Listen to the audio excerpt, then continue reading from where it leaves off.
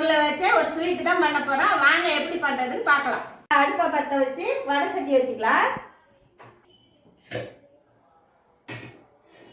சட்டி சுட்டதும் 1 table spoon நெய் விட்டுக்கலாம். நெய் சுட்டதும் 50 கிராம் முந்திரி போட்டு செவர வரையும் வறுத்துக்கலாம். ரொம்ப செவரக்கூடாது, பொன்னிறமாக வந்தால் போதும்.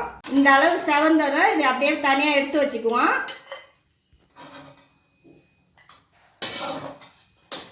ஒரு பவுலில் கார்ன்ஃப்ளவர் மாவு 1 கப்பு போட்டுக்கலாம். எந்த கப்பில் கார்ன்ஃப்ளவர் மாவு எடுத்தோமோ அதே கப்பில் 4 கப்பு தண்ணி எடுத்துக்கலாம்.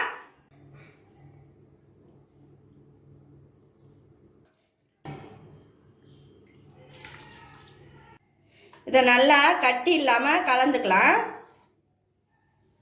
முந்திரி வறுத்த பாத்திரத்துலேயே இந்த கரைச்ச மாவு ஊற்றிக்கலாம். இதை கட்டி இல்லாமல் நல்லா கிண்டிக்கிட்டே இருக்கணும்.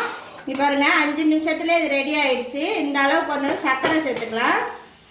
நம்ம எந்த கப்பில் மாவு எடுத்தோமோ அதே கப்பில் 3/4 கப்பு எடுத்துக்கோங்க. கரைஞ்சதும் வாசனைக்கு ஏலக்காய் தூள் கொஞ்சம், கலருக்கு கேசரி பவுடர் கொஞ்சம் சேர்த்துக்கிறேன். உங்களுக்கு கேசரி பவுடர் வேணான்னா அவாய்ட் பண்ணிக்கலாம். இந்த கலர் பொடி நல்லா மிக்ஸ் ஆகிற வரையும் நல்லா கிண்டிக்கோங்க. இந்த அளவு திரண்டு வந்ததும் கொஞ்சம் நெய் சேர்த்துக்கலாம்.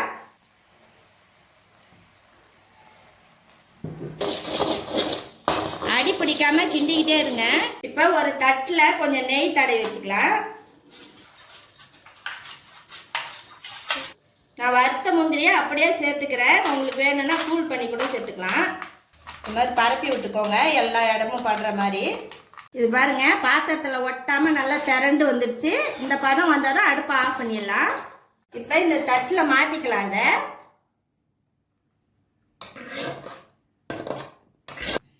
இது எல்லாத்துலேயும் படுற மாதிரி பரப்பிக்கோங்க. அப்போ தான் கட் பண்ணால் ஸ்கொயராக வரும். A few moments later. ஒரு அரை மணி நேரம் கழிச்சு பார்த்தா இந்த அளவுக்கு திக்காயிடும்.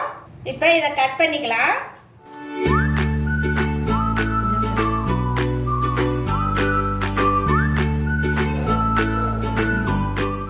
பாம்பே ஹல்வா ரெடி. நீங்களும் இந்த கோகுலாஷ்டமிக்கு வீட்டில் செஞ்சு அசத்திடுங்க. மறக்காம வீடியோவை லைக் பண்ணுங்க, ஷேர் பண்ணுங்க, கமெண்ட் பண்ணுங்க, சேனலை சப்ஸ்கிரைப் பண்ணிடுங்க. அடுத்த வீடியோவில் பார்க்குறேன். பாய்.